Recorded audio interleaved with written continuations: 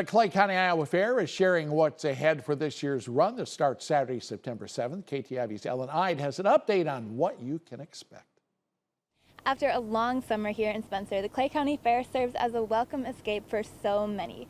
And with some additions and changes to the fairgrounds this year, organizers hope this year is the best year yet. One of those additions, an after party for Saturday night concert goers. Each Saturday night at the fair, after the concerts, we're going to have a little after party event or after concert event on the east side of the grandstand in the hospitality tent area.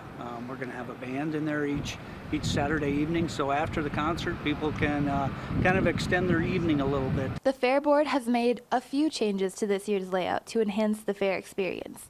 In the southwest corner of the grounds, organizers have created what they refer to as a hub of entertainment. We had to relocate the antique tractor display down to the southwest part of the grounds, so we've kind of put them down there. The Farmers Bank stage down in that area had to move across the road, and then our grounds entertainment is going to be just north of that Farmers Bank stage. In light of the record flooding Spencer experienced in late June, the fair is taking advantage of their opportunity to give back to local residents who have been displaced.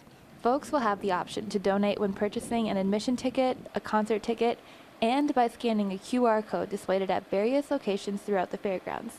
Proceeds will be donated to the Clay County Community Foundation and other foundations supporting local disaster recovery.